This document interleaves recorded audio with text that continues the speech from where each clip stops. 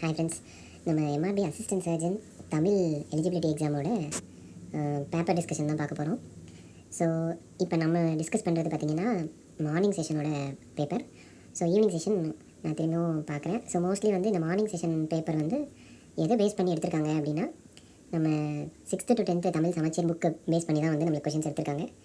So இதில் வந்து நம்ம இதுக்கு ரெஃபரன்ஸாக வந்து நிறைய யூடியூப்பில் நம்மளுக்கு நிறைய வீடியோஸ் வந்து இதுக்கான ஆன்சர்ஸ் இதெல்லாமே வந்து நம்மளுக்கு எக்ஸ்ப்ளனேஷன் பண்ணியிருக்காங்க. ஸோ நான் ஜஸ்ட் காமனாக நம்மளோட கொஷின் பேப்பர் மட்டும் நான் டிஸ்கஸ் பண்ணியிருக்கேன். ஸோ ஃபஸ்ட்டு நம்ம இந்த மார்னிங் செஷனோட பேப்பர் பார்க்கலாம். ஸோ ஃபஸ்ட் கொஷின் வந்து என்னென்னா, தென்மொழி தமிழ் சிட்டு இதழ்களின் வாயிலாக தமிழுணர்வை உலகெங்கும் பரப்பியவர். இது வந்து யாருன்னா பெருஞ்சித்திரனார். ஸோ இந்த ஆத்தர் அண்டு புக்கு இது வந்து என்னென்னா நம்மளுக்கு ரொம்ப ரொம்ப முக்கியம். நிறைய கொஷின்ஸ் வந்து புக்கு நேமு அதனோட ஆத்தர் இதை வந்து கேட்டிருக்காங்க.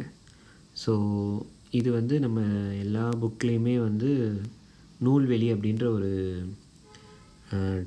டாப்பிக்கில் வந்து நம்ம 6th to 10th தமிழ் புக்ஸில் வந்து ஒவ்வொரு ஆத்தரை பற்றியும் அதனோட புக்ஸ் பற்றியும் வந்து நம்மளுக்கு கொடுத்துருக்காங்க. ஸோ அதை வச்சு நம்ம இது எழுதிடலாம், அதை வச்சு நம்ம கொஞ்சம் கொஞ்சமாக இது எழுதிடலாம். ஸோ நெக்ஸ்ட்டு வந்து என்னென்னா, நெக்ஸ்ட் கொஷின், நெருப்பு பந்து போல புவி உருவாகி பின்னர் குளிர்ந்தது என்ற அறிவியல் செய்தி இடம்பெற்ற சங்க இலக்கியம். ஆக்சுவலாக சங்க காலம் அப்படின்றது என்னென்னா கிமு 500லேருந்து கிபி 100 வரைக்கும் இருக்கிற காலம் தான் வந்து என்னென்னா சங்க காலம். இதில் மெயினாக 2 நூல் எழுதியிருக்காங்க, 10 பாட்டு அப்புறம் 8 தொகை. இதில் 8 தொகை அப்படிங்கிற ஒரு நூலில் தான் வந்து ஒரு நூலாக வரக்கூடியது வந்து என்னென்னா பரிபாடல். ஸோ இந்த பரிபாடலில் அப்படிங்கிற இந்த நூலில் தான் வந்து இந்த பர்டிகுலர் லைன் நம்மளுக்கு வருது. நெக்ஸ்ட்டு பார்த்திங்கன்னா ஒரு ஜென்ரல் நாலேஜ் மாதிரி கொஷின் இருக்குது. கன்னியாகுமரி மாவட்டம் தமிழ்நாட்டுடன் இணைந்து அதன் தென் எல்லையாக மாறிய ஆண்டு. இது வந்து 1956. அடுத்து ஏறு தழுவுதல் குறித்த நடுகர்கள் கண்டறியப்பட்ட இடம். ஏறு தழுவுதல் அப்படின்னா என்னென்னா காளையை அடக்கக்கூடிய ஒரு விளையாட்டு. அந்த விளையாட்டை விளையாடிட்டு அந்த விளையாட்டப்போ என்னென்னலாம் நடந்துச்சு, யார் யார் வந்தாங்க, அது எந்த இடத்துல நடந்துச்சு அப்படிங்கிற அந்த விஷயத்தை வந்து அங்கே இருக்கக்கூடிய கல்லை செதுக்கி வைப்பாங்க. ஸோ அந்த கற்களை வந்து அந்த இடத்துல வச்சிடுவாங்க. ஸோ அந்த கற்களை வந்து அந்த எந்த இடத்துல நம்ம ஊரில் கண்டுபிடிச்சாங்க அப்படின்னா சேலத்தில் தான் ஃபஸ்ட்டு கண்டுபிடிச்சிருக்காங்க. ஸோ அடுத்து வந்து தேவதாசி ஒழிப்பு சட்டம். இந்த சட்டத்தை நிறைவேற துணை நின்றவர். கொஷினை நல்லா கவனிக்கணும். இந்த தேவதாசி ஒழிப்பு சட்டம் அப்படிங்கிற இந்த சட்டத்தை வந்து பண்ணவங்க யார் அப்படின்னா அவங்க வந்து முத்துலட்சுமி. அந்த தேவதாசி முறை ஒழிப்பு சட்டம், அந்த தேவதாசி முறையவே வந்து ஒழித்தவங்க யார் அப்படின்னா முத்துலட்சுமி. நம்மளுக்கு கொஷினில் கேட்டிருக்கிறது வந்து என்னென்னா அதை ஒழித்தவங்க யாருன்னு கேட்கல, அதை வந்து துணை நின்றவர்னு கேட்குறாங்க. ஸோ அதுக்கு துணை நின்றவர் யார் அப்படின்னா மூவலூர் ராமாமிர்தம். இவங்க தான் அதுக்கு துணை நின்றுருக்காங்க. ஸோ அதுதான் கொஷின். ஸோ முத்துலட்சுமி அப்படிங்கிறவங்க அதை ஒழிக்கிறதுக்கு மெயின் காரணமே அவங்க தான். ஆனால் அதுக்கு துணை நின்றவர்கள் யார் அப்படின்னா மூவலூர் ராமாமிர்தம் அம்மாள். ஸோ அடுத்து வந்து நம்ம தமிழ் திரு ரா இளங்குமரனார் எழுதாத நூல் எது. எழுதிய நூல் கேட்கல, எழுதாத நூல் தான் கேட்குறாங்க. ஸோ இது எல்லாமே எழுதியிருக்காங்க. எழுதாத நூல்னால் திருக்குறளுடைய மெய்ப்பொருளுரை தான் அவர் எழுதலை. அடுத்து ஒரு பொறுத்துக, அதாவது பொறுத்துகன்றதை விட பொருந்தாத இணையை தேர்ந்தெடுக்க அப்படின்ற மாதிரி ஒரு கொஷின் கேட்டிருக்காங்க. இந்த பொருந்தாத இணை வந்து எப்படி அப்படின்னா, இங்கே கொடுத்துருக்கிற நூல் அதனுடைய ஆசிரியர் இந்த மாதிரி தான் கொடுத்துருக்காங்க.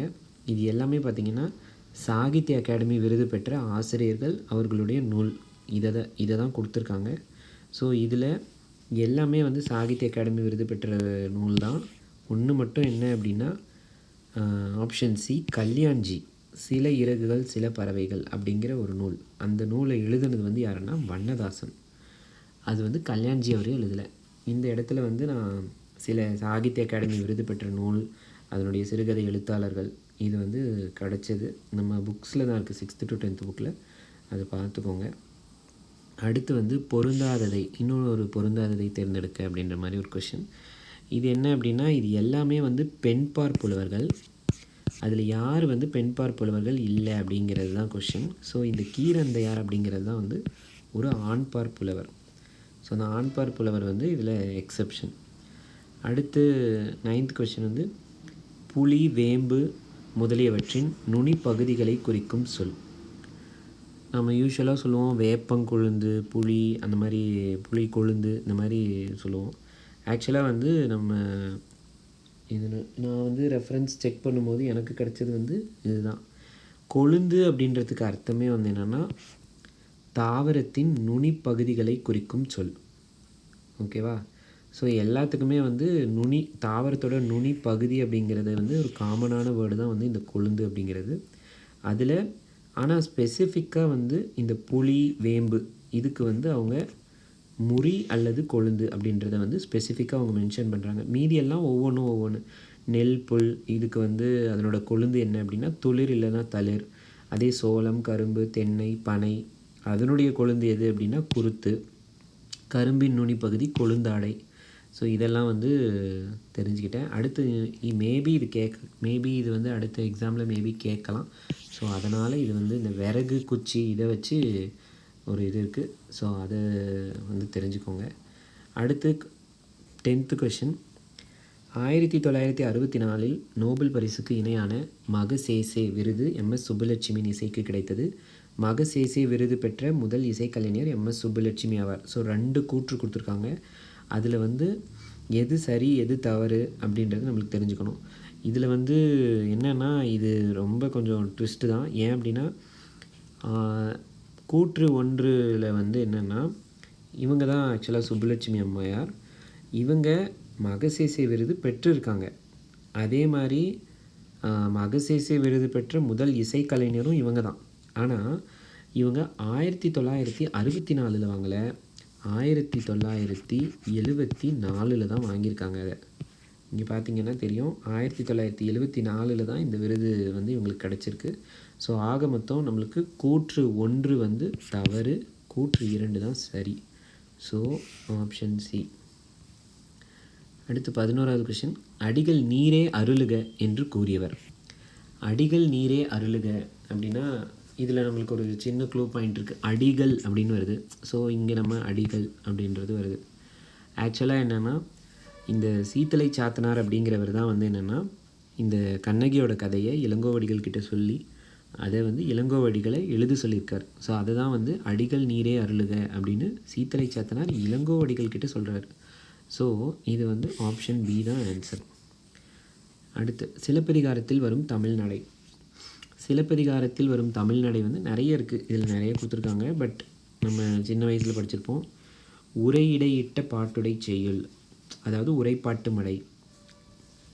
இங்கே பார்த்தீங்கன்னா தெரியும். உரையிடையிட்ட பாட்டுடை செய்யுள் அதாவது எப்படின்னா இந்த சிலப்பதிகாரத்தில் நம்ம அந்த நூல் எப்படி இருக்கும்னா ஒரு உரையாடல் மாதிரி இருக்கும். இவங்க இதை சொன்னாங்க, இவங்க இதை சொன்னாங்க அப்படின்ற மாதிரி உரைநடை பாங்கில் அமைந்திருக்கும் ஒரு பாட்டு.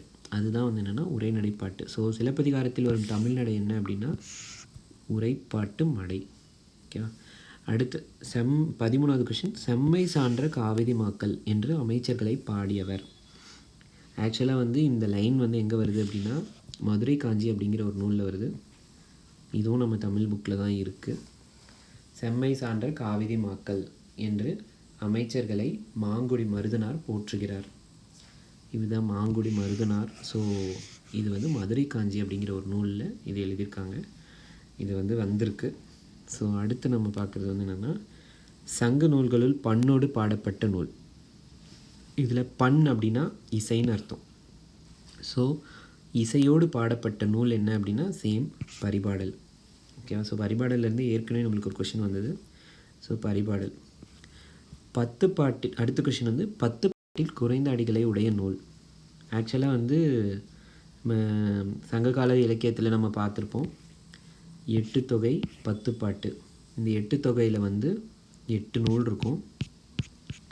அதே மாதிரி 10 பாட்டில் 10 நூல் இருக்கும். இதில் எது வந்து சிறிய அடி பெரிய அடி அந்த மாதிரி நம்மளுக்கு கொஷின் கேட்டிருக்காங்க. ஸோ இங்கே நம்மளுக்கு கொஷினில் கேட்டிருக்கிறது வந்து என்னென்னா 10 பாட்டு. இந்த 10 பாட்டில் குறைந்த அடிகளை உடைய நூல். குறைந்த அடிகள்னால் நிறைய இருக்குது இதில் எல்லாமே. ஆனால் இதில் குறைந்த அடிகளை கொண்ட நூல் வந்து என்னென்னா முல்லைப்பாட்டு. அதே மாதிரி ரொம்ப அதிகமான அடிகளை கொண்ட நூல் எது அப்படின்னு கேட்டால் அது வந்து மதுரை காஞ்சி. அது வந்து 782 அடிகள் கொண்ட ஒரு நூல். ஸோ குறைந்த அடின்னு பார்த்தா முல்லைப்பாட்டு, நிறைய அடி இருக்குது அப்படின்னு கேட்டாங்க அப்படின்னா அது வந்து மதுரை காஞ்சி. ஸோ இதை ஞாபகம் வச்சுக்கணும். 8 தொகையில் என்னென்ன நூல் இருக்குது அப்படின்றத ஞாபகம் வச்சுக்கோங்க. 10 பாட்டில் என்னென்ன நூல் இருக்குன்றதையும் ஒரு டைம் பார்த்துக்கோங்க. ஸோ இங்கே வந்து 10 பாட்டில் குறைந்த அடிகளை உடைய நூல் வந்து முல்லைப்பாட்டு. 7 சீர்களில் மனிதர்களுக்கு அறத்தை கற்றுத்தரும் நூல். 7 சீர் அப்படின்னாவே நம்மளுக்கு நல்லா ஞாபகம் வந்துடும். 7 சீர் இருக்கக்கூடிய ஒரே ஒரு நூல் திருக்குறள். ஓகேவா? ஸோ இது கொஞ்சம் ஈஸி தான்.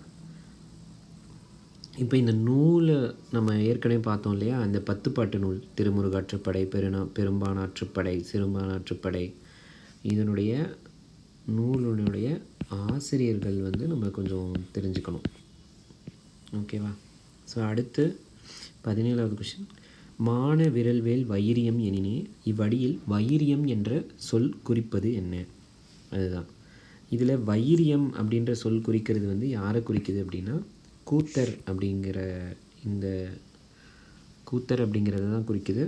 கூத்தர்னால் என்னென்னா பாட்டு பாடி நடனம் ஆடுபவர்கள். ஓகேவா? ஸோ இந்த கூத்தர் அப்படிங்கிற இந்த சொல் இந்த கான்செப்ட்லாம் பார்த்திங்கன்னா கூத்தராற்றுப்படை அப்படிங்கிற ஒரு நூலில் தான் வருது. இந்த கூத்தராற்றுப்படை அப்படிங்கிற நூல் வந்து என்ன அப்படின்னா வேறு ஒன்றும் கிடையாது, மலைப்படுகடாம். அதாவது நம்ம இங்கே ஏற்கனவே பார்த்தோம் இல்லையா, மலைப்படுகடாம் 10 பாட்டில் மலைப்படுகடாம் அப்படிங்கிற ஒரு நூல் இருக்குது. ஸோ அதுக்கு இன்னொரு பேர் தான் வந்து என்னென்னா இந்த கூத்தராற்றுப்படை. இது வந்து 10th புக்கு தமிழ் புக்கில் வருது. ஓகேவா? ஸோ அதில் இன்னும் நம்ம நிறைய பார்த்தோம் அப்படின்னா இந்த மலைப்படுகடாமில் வந்து 583 அடி இருக்குது. அப்புறம் இந்த மலைப்படுகடாமில் வந்து குறுநில மன்னன் யாரை பற்றி சொல்கிறாங்கன்னா நன்னன் அப்படிங்கிற ஒரு மன்னனை பற்றி தான் சொல்கிறாங்க.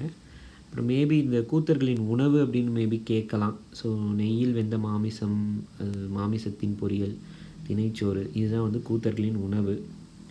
வேறு நம்மளுக்கு பொருள் அந்த மாதிரி கேட்டாங்க அப்படின்னா திணை அப்படிங்கிற சொல்லுக்கு இரடி, அடுத்து சோறுனா பொம்மல் அப்படிங்கிற சொல்லும் வருது. கலைன்றது வந்து எதை குறிக்குதுன்னா மூங்கில்ன்றதை குறிக்குது. ஆரி அப்படிங்கிறது அருமையை குறிக்குது. படுகர்னா பள்ளம் அப்படிங்கிற வார்த்தையை குறிக்குது. அடுத்து இந்த மலைப்படுகடாமில் வந்து பூங்கொத்துக்கு கூறப்பட்ட உவமை அப்படின்னா எரியும் நெருப்பு. ஸோ இதெல்லாம் வந்து அந்த 10th புக்கில் கேட்டிருக்கிற சில கொஸ்டின். மலைப்படுகடாம் பற்றி பார்த்தோம் அப்படின்னா நம்ம ஏற்கனவே பார்த்தோம், இதுக்கு இன்னொரு பேர் கூத்தராற்றுப்படை. இதில் வந்து மலைக்கு யானையை உவமையாக்கி அதன் ஓசையை கடாம் என சிறப்பித்தது. இதை வந்து உருவகப்படுத்தியிருக்காங்க. மலையை வந்து யானைக்கு ஓமைப்படுத்தி சொல்லியிருக்காங்க. இதில் மலைப்படுகடாமோட பாட்டுடைய தலைவன் யாருன்னா நன்னன். இதை பாடியவர் யார் அப்படின்னா பெருங்கௌசிகனார். நான் ஏற்கனவே சொன்னேன், இந்த நூல் மற்றும் ஆசிரியர் கொஞ்சம் முக்கியம். ஸோ அதெல்லாம் கொஞ்சம் தெரிஞ்சுக்கணும். அடுத்து 18வது கொஷின். பாலைத்திணையோடு தொடர்பு படுத்தி சிறப்பிக்கப்பட்ட புலவர். நம்ம ஏற்கனவே 5 திணை பார்த்துருக்கோம், குறிஞ்சி, முல்லை, மருதம், நெய்தல், பாலை அப்படின்ட்டு. இதில் இந்த ஒவ்வொரு நிலத்திற்கும் உரிய புலவர் இத்தனை பேர் இருக்காங்க. இதில் பார்த்திங்கன்னா ஐங்குறுநூறில் ஒவ்வொரு இதுவும் பார்த்திங்கன்னா ஒவ்வொரு நிலத்துக்கும் வந்து புலவர்கள் மாறுவாங்க. கலித்தொகையில் வந்து நம்மளுக்கு வந்து ஒவ்வொரு நிலத்துக்கும் பார்த்திங்கன்னா புலவர்கள் மாறுவாங்க. இங்கே வந்து நம்மளுக்கு கலித்தொகையை வச்சு தான் கேட்டிருக்காங்க. ஸோ ஏன் அப்படின்னா இந்த கலித்தொகை வந்து பாலை நிலத்திற்குரிய ஆசிரியர் யாருன்னா பெருங்கடுங்கோ. ஸோ இவர் தான் வந்து இந்த பாலை நிலத்துடைய பாடல்லாம் பாடியிருப்பார். அங்கே பாலை அப்படின்னா என்ன? பாலை நிலம் அப்படின்னா அது என்ன அப்படின்னா வறண்ட நிலம். அதாவது ரொம்ப வறண்டு போய் அங்கே ஒன்றுமே இல்லாமல் இருக்கும். ஸோ அங்கே இருக்கிறவங்கலாம் ரொம்ப கஷ்டத்தில் இருப்பாங்க. ஸோ அந்த கஷ்டத்தில் இருக்கிறவங்களுடைய அந்த நிலையை அறிஞ்சு பாடினது வந்து பெருங்கடுங்கோ. ஸோ அந்த பாடல்களை பாடியவர் வந்து பெருங்கடுங்கோ. ஸோ அது வந்து இங்கே நம்ம தெரிஞ்சுக்கணும். பாலைத்திணையோடு தொடர்புபடுத்தி சிறப்பிக்கப்படும் புலவர் யாருன்னா பெருங்கடுங்கோ. ஓகேவா? அடுத்து பின்வருவனற்றுள் எது இரண்டாம் வேற்றுமை உருபும் பயனும் உடன் தொகை அல்ல? ஸோ இந்த கொஸ்டின் வந்து நம்ம கொஞ்சம் டீப்பாக எக்ஸ்ப்ளனேஷன் பார்க்கலாம். நானும் கொஞ்சம் தெரிஞ்சுக்கிட்டேன் இதனால். ஸோ ஃபஸ்ட்டு வேற்றுமை அப்படிங்கிறது வந்து மொத்தம் 8 வகைப்படும். இதில் முதல் வேற்றுமை 2, 3, 4, 5, 6, 7, 8. ஸோ இதில் இந்த வேற்றுமைக்கு வந்து உருபு அப்படின்றது ஒன்று இருக்குது எல்லா வேற்றுமைக்கும். அதில் முதல் வேற்றுமைக்கும் 8ஆம் வேற்றுமைக்கும் உருபு கிடையாது. இந்த முதல் வேற்றுமையை வந்து எழுவாய் வேற்றுமை அப்படின்னு சொல்லுவாங்க. 8ஆம் வேற்றுமையை வந்து விழி வேற்றுமை அப்படின்னு சொல்லுவாங்க. எழுவாய் வேற்றுமை அப்படின்னா ஏதாவது ஒரு சப்ஜெக்ட், அந்த சப்ஜெக்ட் வந்து அதை பண்ணாங்க அப்படின்றது முடிஞ்சிடும். அதில் எந்த ஒரு எக்ஸ்ட்ரா வார்த்தைங்கள்லாம் இருக்காது. அதே மாதிரி 8ஆம் வேற்றுமை அப்படின்றது விழி வேற்றுமை, விழித்தல்னு சொல்லுவாங்க. விழித்தல்னால் அழைத்தல். ஸோ அதாவது ஏதாவது ஒரு ஆர்டர் பண்ணுற மாதிரி இருக்கும் அந்த சென்டென்ஸு. ஸோ இதில் நம்மளுக்கு மெயினாக அது ரெண்டும் தேவை கிடையாது. மெயினாக நம்மளுக்கு வந்து 2லேருந்து 7 வரைக்கும் தான் நம்மளுக்கு ரொம்ப முக்கியம். இது நம்ம சின்ன வயசில் படிச்சிருப்போம். வேற்றுமை உருபு அப்படின்னு சொல்லிட்டு ஐ ஆல் கு இன் அது கண். ஓகேவா? ஸோ 2ஆம் வேற்றுமையோட உருபு வந்து என்னென்னா ஐ, 3ஆம் வேற்றுமைக்கு ஆல், 4ஆம்க்கு கு, 5ஆம் வேற்றுமைக்கு இன், 6ஆம் வேற்றுமைக்கு அது, 7ஆம் வேற்றுமைக்கு கண்.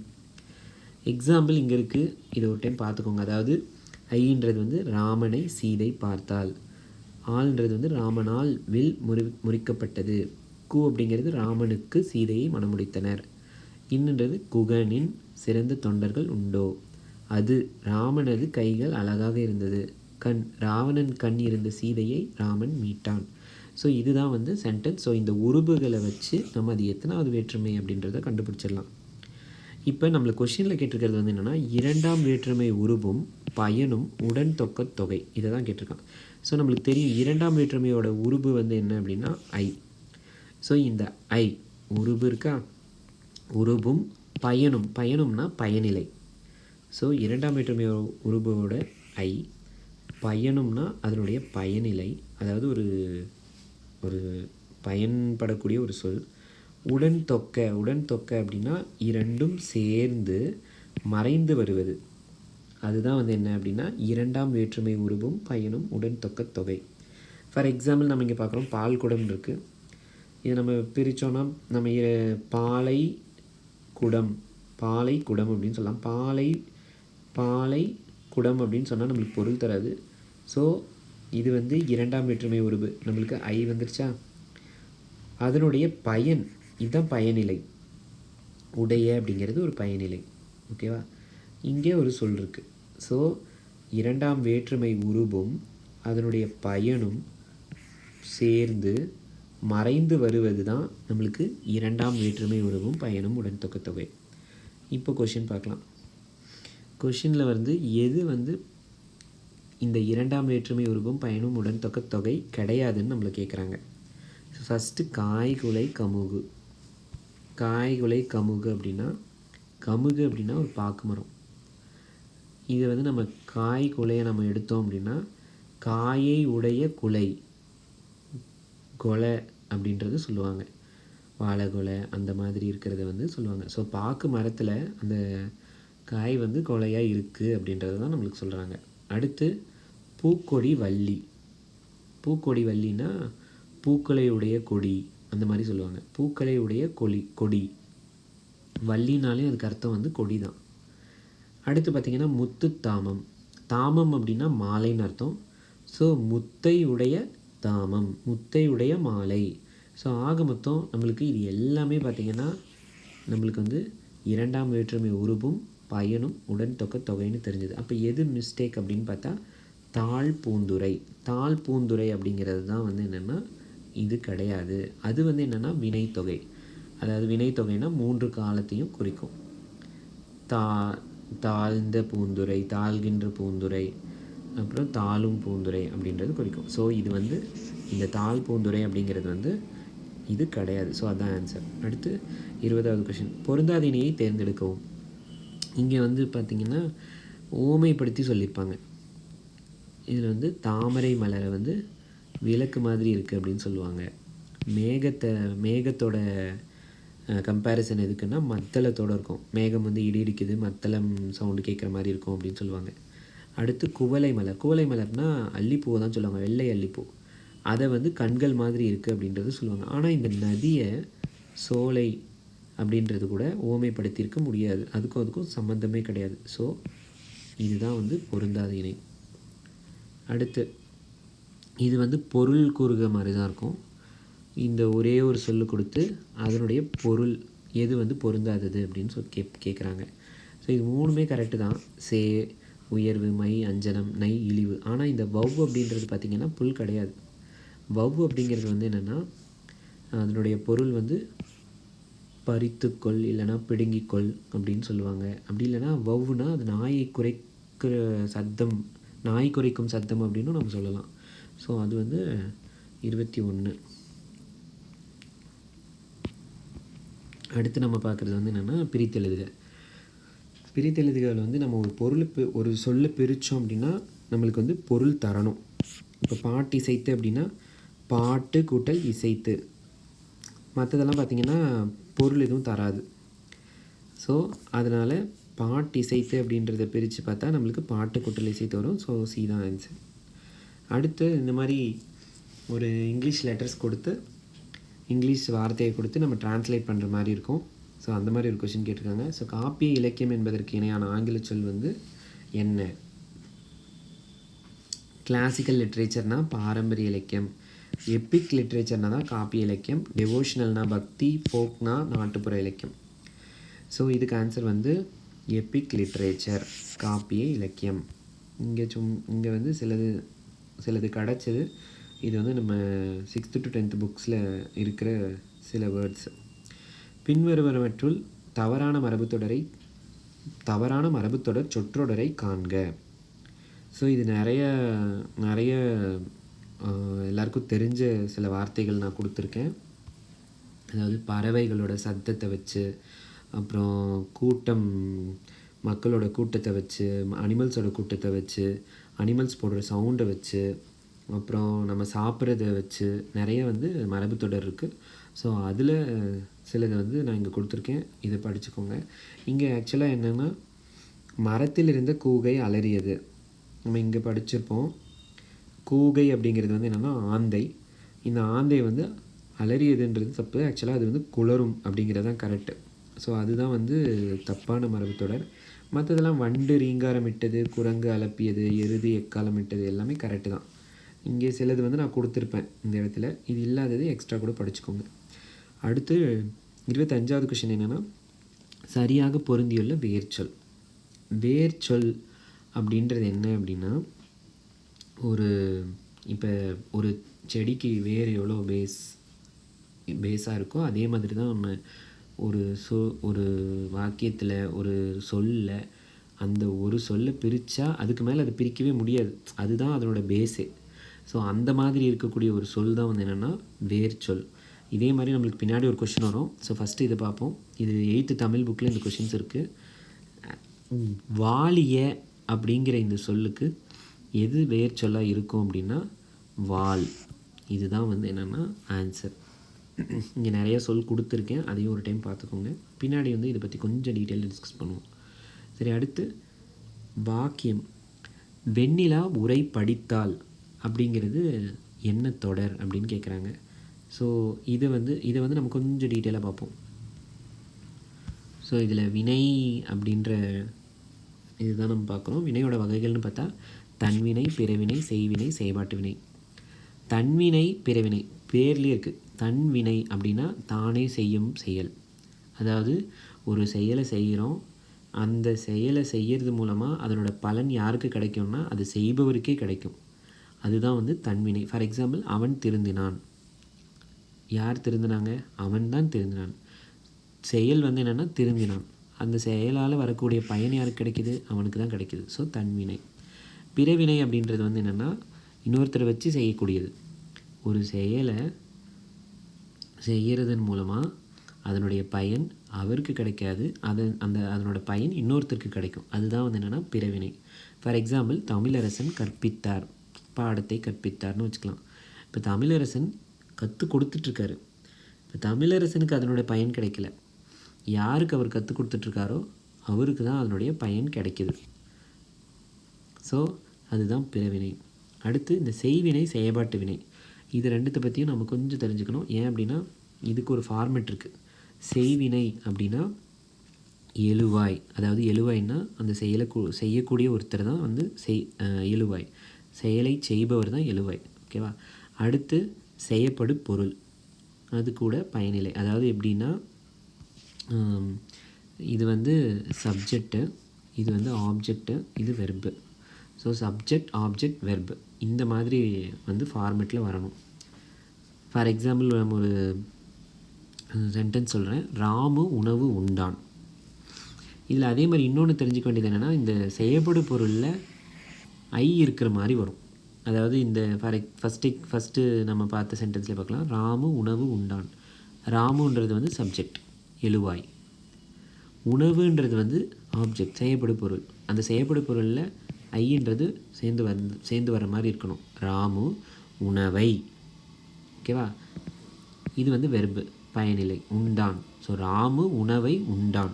அடுத்த சென்டென்ஸ் பார்த்தோம்னா, நான் பாடத்தை படித்தேன். திருவள்ளுவர் திருக்குறளை இயற்றினார். ஸோ இப்படி தான் வரணும். இதுதான் வந்து என்னென்னா செய்வினை. ஓகேவா? அடுத்து செயல்பாட்டு வினை பார்க்கணும். செயல்பாட்டு வினை வந்து என்னென்னா இதனோட ஃபார்மெட் வந்து செய்யப்படு பொருள், அதாவது ஆப்ஜெக்ட். அடுத்து செய்பவர், எழுவாய், சப்ஜெக்ட், பயனிலை, வெர்பு. ஓகேவா? ஸோ இந்த ஃபார்மெட் வந்து இதுதான். செய்பவர், எழுவாய், அது கூட வந்து ஆல் அப்படிங்கிற வார்த்தை சேர்ந்து வர மாதிரி வரணும் அந்த சொல். அதே மாதிரி பயனிலையில் வந்து மோஸ்ட்லி பார்த்திங்கன்னா படு, பட்டது அப்படின்றது இருக்கும். இந்த சென்டென்ஸ் பார்த்தோம்னா, திருக்குறள் பாத்திமாவால் கற்கப்பட்டது. ஸோ ஆள் இருக்கா, அதே மாதிரி இங்கே பட்டதுன்னு முடியுதா?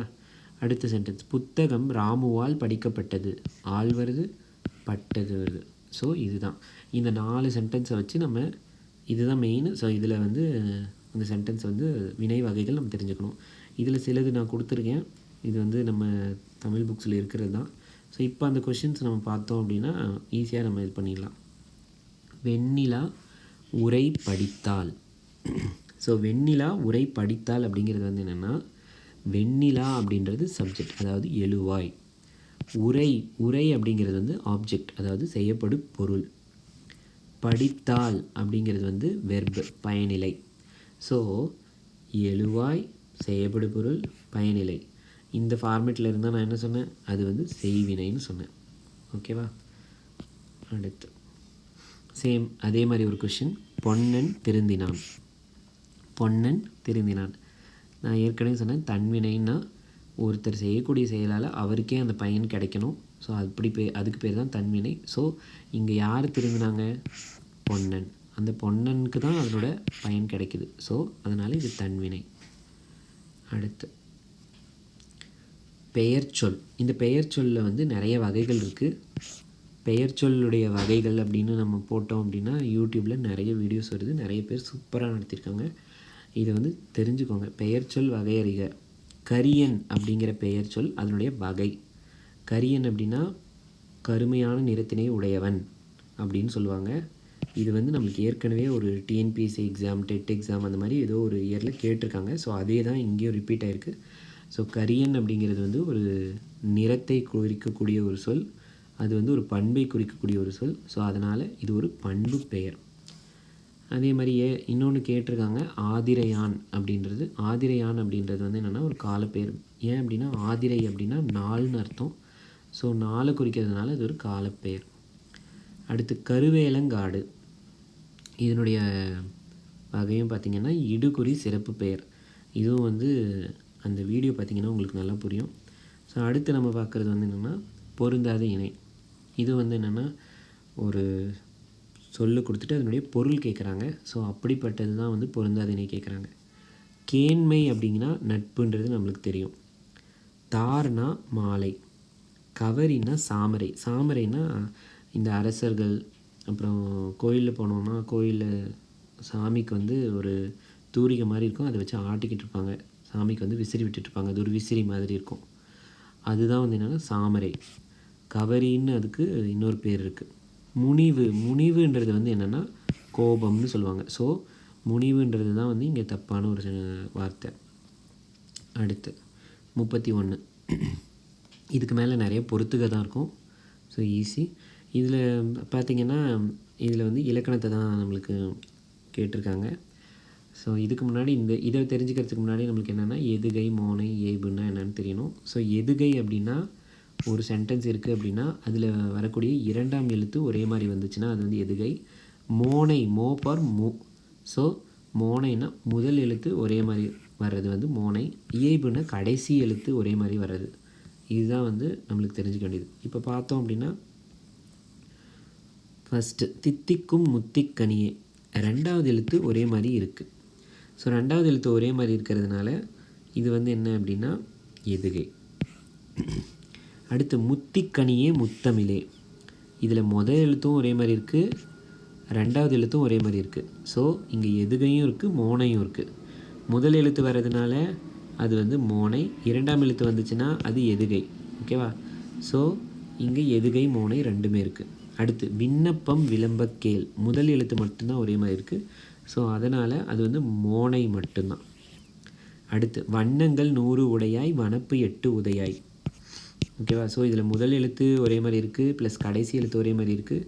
ஸோ மோனையும் இருக்குது, இயைபும் இருக்குது. ஸோ இயைபு ப்ளஸ் மோனை. ஓகேவா? ஆப்ஷன் சி தான் இதுக்கு கரெக்டான ஆன்சர்.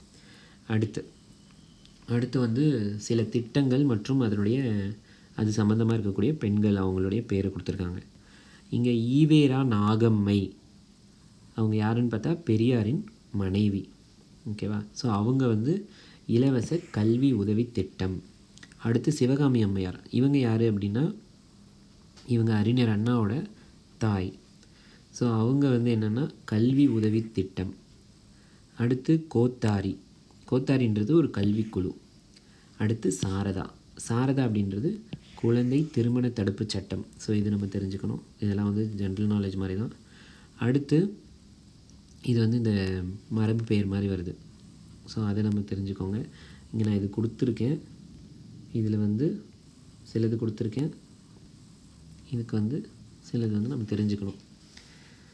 இதில் வந்து இலை அப்படின்றது வந்து எதுக்கு வரும் அப்படின்னா வேம்பு, வேப்ப இலை அப்படின்னு நம்ம சொல்லுவோம். அதே மாதிரி தாள் அப்படிங்கிறது வந்து நெல்லுக்கு வரும், நெல் தாள் அப்படி சொல்லுவோம். அடுத்து தோகை அப்படின்றது சோளத்தோகை அப்படின்னு நம்ம சொல்லுவோம். அடுத்து ஓலை, தென்னை ஓலை அப்படின்னு நம்ம சொல்லுவோம். ஸோ இதுக்கு ஆன்சர் வந்து ஏ.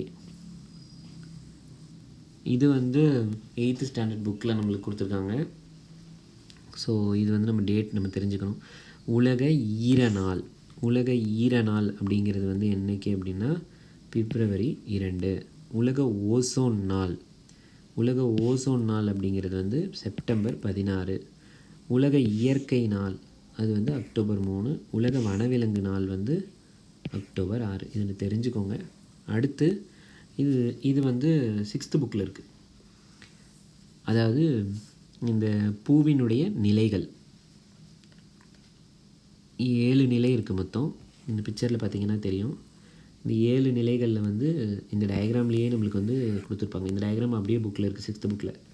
ஸோ அரும்பு, மொட்டு, முகைனா இன்னொரு பேர் வந்து போது. அடுத்து மலர், அலர், செம்மல். ஸோ இதில் அழகாக அப்படியே ஒவ்வொரு இதாக கொடுத்துருப்பாங்க. இங்கே நம்மளுக்கு அந்த டயக்ராம் பார்த்திங்கன்னாவே தெரியும். அரும்பு அப்படிங்கிறது வந்து பூ அரும்பும் நிலை, அதாவது பூவின் தோற்ற நிலை. இதுதான் ஸ்டார்டிங். அடுத்து போதுன்னா இன்னொரு பேர் வந்து போதுக்கு என்னென்னா முகை, அதாவது பூ விரிய தொடங்கும் நிலை. ஓகேவா?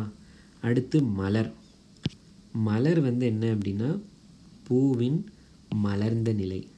அடுத்து வீன்றது பூ கீழே விழுந்த நிலை. ஓகேவா? ஸோ இதை வந்து ஒரு டைம் நல்லா பார்த்துக்கோங்க. ஸோ ஆன்சர் வந்து என்னென்னா ஏ. அடுத்து நம்ம வழக்கம் போல் நூல் மற்றும் அதனுடைய ஆசிரியர். இதில் வந்து ஃபஸ்ட்டு சேரமான் காதலி அப்படிங்கிற நூலை எழுதுனது யார் அப்படின்னா கண்ணதாசன். அடுத்து பிசிராந்தையார் யார் எழுதுனதுன்னா பாரதிதாசன். அடுத்து மலைக்கல்லன். மலைக்கல்லன் எழுதுனது ராமலிங்கம். கண்ணன் பாட்டு எழுதுனது பாரதியார். ஸோ இதனுடைய நூல் மற்றும் ஆசிரியர் தெரிஞ்சுக்கணும். ஸோ ஆப்ஷன் வந்து என்னென்னா டி. அடுத்து இந்த பொறுத்துக்க வந்து பார்த்திங்கன்னா நான் எதிர்பார்க்கவே இல்லை. இது ஆக்சுவலாக வந்து ஒரு மனப்பாட பகுதி பாட்டு. பெரிய புராணம் அப்படிங்கிற ஒரு நூலில் வந்து இங்கே 6th to 10th புக்கில் இருக்குது. அதில் அந்த பாட்டை அப்படியே வந்து நம்மளுக்கு வந்து அப்படியே கொடுத்துருக்காங்க, மேட்ச் த ஃபாலோவிங்காக. ஸோ இந்த பாட்டும் நம்ம தெரிஞ்சுக்கணும் அப்படின்றது அப்போ தான் தெரிஞ்சது. ஸோ இது வந்து காடெல்லாம் அப்படின்றது கலைக்கரும்பு. அடுத்து மாடெல்லாம் கருங்குவலை. அடுத்து காவெல்லாம் அப்படிங்கிறது வந்து குலைக்கரும்பு. காவெல்லாம்னா குலைக்கரும்பு. அடுத்து வயலெல்லாம் நெருங்குவலை. அப்படியே அந்த பாட்டில் இருக்கிற இது இருக்கும். ஸோ இதில் ஆன்சர் வந்து என்னென்னா டி. அடுத்து இது வந்து ஒரு பொறுத்துக. இந்த பொறுத்துக வந்து பொருள் கூறுக மாதிரி தான் இருக்கும். யாக்கை அப்படின்னா உடல். அசும்பு அப்படின்னா நிலம். படலைனா மாலை. புலை அப்படின்னா துளை. ஸோ ஆப்ஷன் பி தான் ஆன்சர். இது வந்து ஒரு பொருள் கூறுக மாதிரி. அடுத்து பார்த்திங்கன்னா பொருள் கூறுக தான். நுவன்ற சொல்லிய. நீபவனம் கடம்பவனம். கேண்மை, நம்ம கேண்மை பார்த்தோம் ஏற்கனவே, நட்பு. அடுத்து தாரும் பார்த்தோம், தார் மாலை. இதில் ஒரு ப்ளஸ் என்ன அப்படின்னா நம்மளுக்கு ஏதாவது ஒரு வார்த்தை தெரிஞ்சது அப்படின்னா மீதியெல்லாம் நம்ம ரூல் அவுட் பண்ணிடலாம். ஃபார் எக்ஸாம்பிள் கேண்மை நட்பு இது நம்மளுக்கு தெரியுது, சிக்கு வந்து 4 அப்படின்னா இது 2 தான் ஏதோ ஒன்று ஆன்சர். அடுத்து தார் மாலை, டிக்கு 3 அப்போ இதுதான் ஆன்சர். மீதி 2 நம்மளுக்கு தெரியணும் அப்படிங்கிற அவசியமே இல்லை.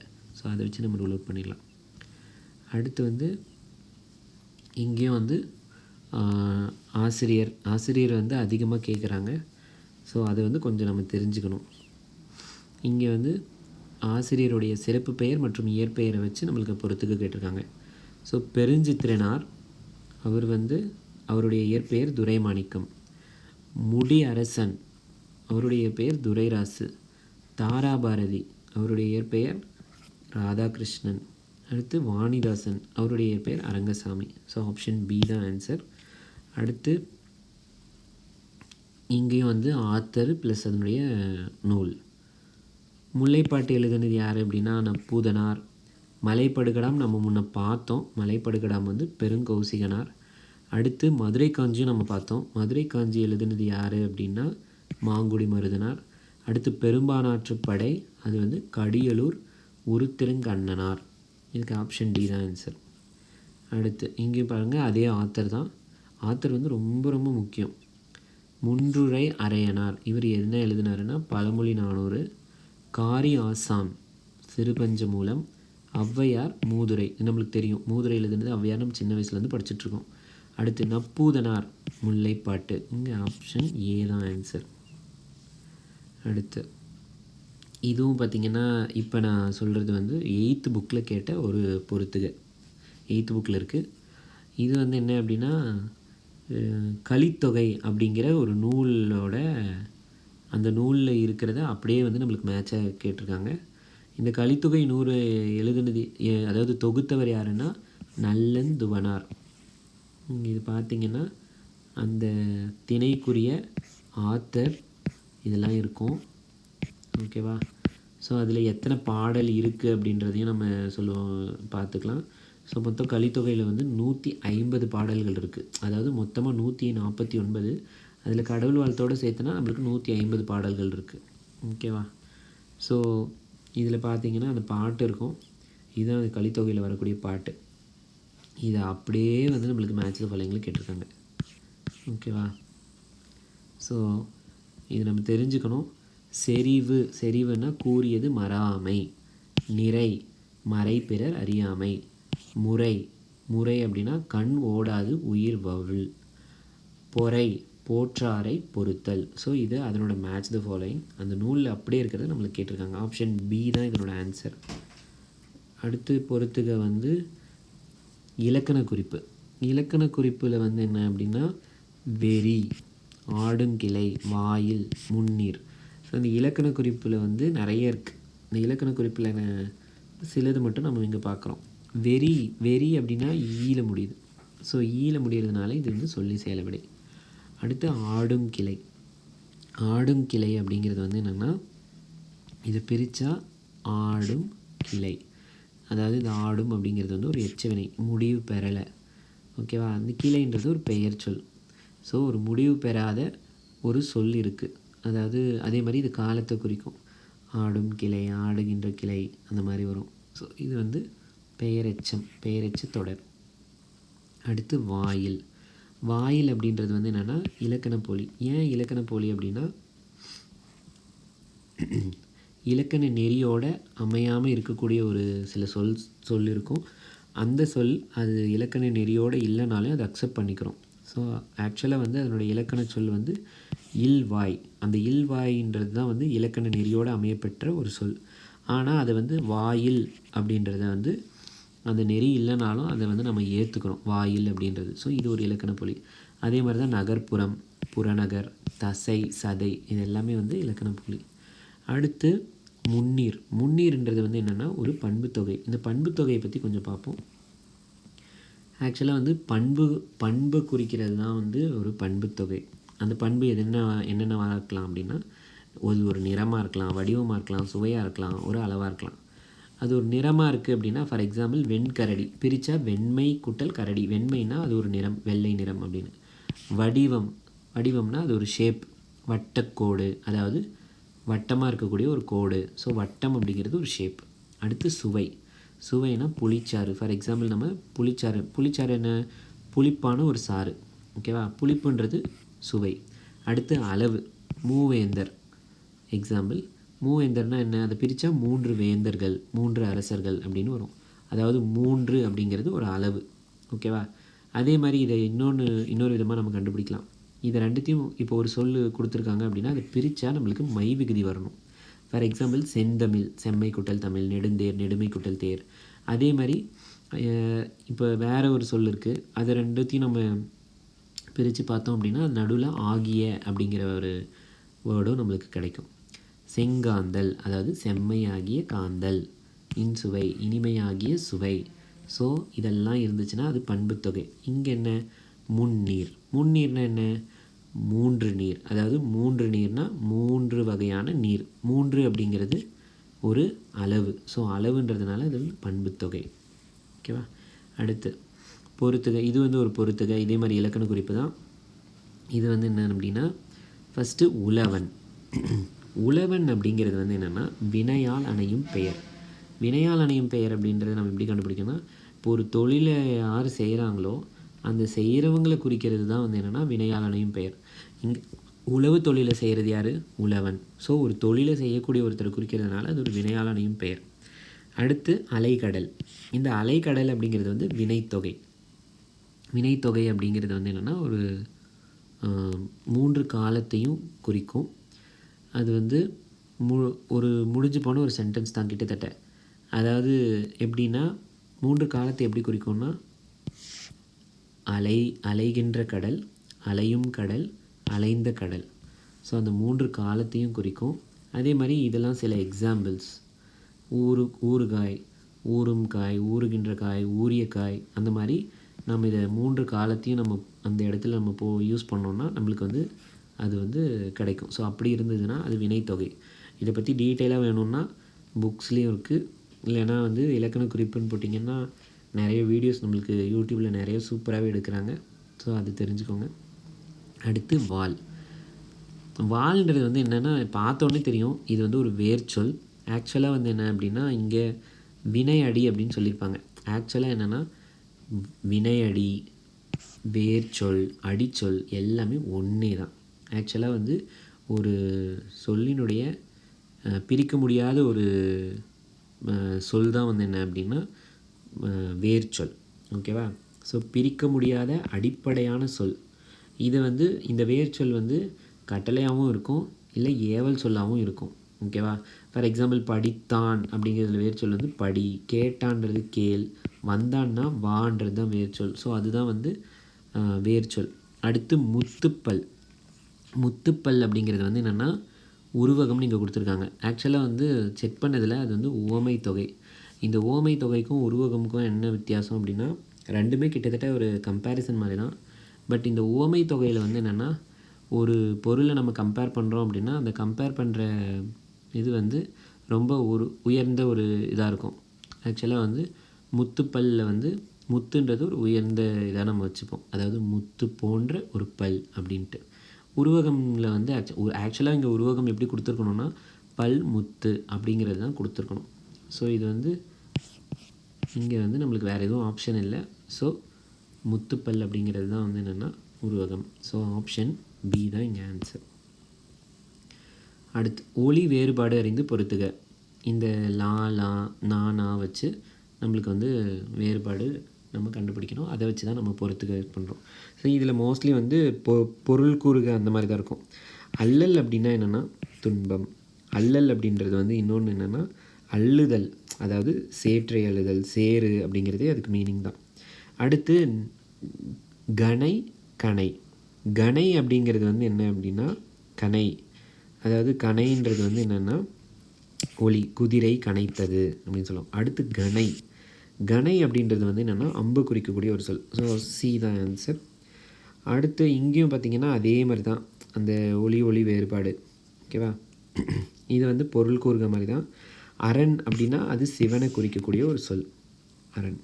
அடுத்து அலகம். அலகம்னா அது நீர். அடுத்து அழகு. அழகுன்றது வந்து பெண்மயில். அடுத்து அழகம். அழகம் அப்படிங்கிறது வந்து பெண் கூந்தல். ஸோ இது வந்து பொருள் கூறுக மாதிரி தான். ஸோ ஏ தான் ஆன்சர். அடுத்து 48 வந்து பார்த்தா கழை. கழை அப்படிங்கிறது வந்து கரும்பை குறிக்கக்கூடிய ஒரு சொல். அடுத்து துவரை அப்படிங்கிறது பவளத்தை குறிக்கக்கூடிய ஒரு சொல். உலைன்றது ஒரு மானை குறிக்கக்கூடிய ஒரு சொல். அடுத்து சுரிவலைன்றது வந்து சங்கு குறிக்கக்கூடிய ஒரு சொல். ஸோ இதுலேயும் வந்து என்னென்னா ஆப்ஷன் டி தான் ஆன்சர். இங்கே வந்து பொருள் கூறுக மாதிரி தான் இருக்குது. அடுத்து லாஸ்ட்டாக வந்து 49 வந்து சேம் ஆத்தர் அண்டு அதனுடைய நூலை எழுதியவர் மற்றும் அதனுடைய நூல், இதை வந்து பொறுத்துக்க கேட்டிருக்காங்க. ஸோ தேன்மலைன்றது வந்து சுரதா அப்படிங்கிற கவிஞர் எழுதுனது. கல்மரம் அப்படிங்கிறது திலகவதி அப்படின்ற ஆசிரியர் எழுதுனது. அறமும் அரசியலும் அப்படின்றது மு வரதராசனார் எழுதுனது. பச்சை நிழல் அப்படிங்கிறது வந்து உதயசங்கர் அவர் எழுதுனது. ஸோ ஆப்ஷன் சி தான் நம்மளுக்கு ஆன்சர். அடுத்து லாஸ்ட் 50வது கொஸ்டின். இதில் வந்து நம்மளுக்கு ஈஸியாக கேட்டிருக்காங்க, எதிர்ச்சொற்களை பொறுத்துக. எதிர்ச்சொற்கள்னால் ஆப்போசிட்ஸ். ஸோ இங்கே வந்து நம்மளுக்கு எதுவுமே தெரியலனாலும் ஏதாவது ஒரு 2 கண்டுபிடிச்சிட்டோம் அப்படின்னா நம்ம ஈஸியாக எழுதிடலாம். ஃபஸ்ட்டு அணுகு அப்படின்னா கிட்ட வாங்க அப்படின்ற மாதிரி அர்த்தம். ஸோ அதுக்கு ஆப்போசிட் விலகி போங்க, விலகு அப்படின்றது. அடுத்து ஐயம்னா என்ன? ஒரு டவுட் இல்லை ஒரு பயம் அந்த மாதிரி இருக்கிறது. டவுட்டு, சந்தேகம் ஏதாச்சும் இருக்குதா அப்படின்றது நம்ம தெரிஞ்சுக்கிறது. ஸோ அதுக்கு ஆப்போசிட் என்ன அப்படின்னா இல்லை தெளிவாக இருக்கேன். ஸோ தெளிவுன்றது தான் வந்து அதுக்கு ஆன்சர். அடுத்து ஊக்கம் அப்படின்றதுக்கு வந்து ஆப்போசிட் என்னென்னா சோர்வு. அடுத்து உண்மைக்கு ஆப்போசிட் பொய்மை. ஸோ ஆப்ஷன் டி தான் ஆன்சர். ஸோ இதில் 50 கொஸ்டின் பார்த்துருக்கோம்.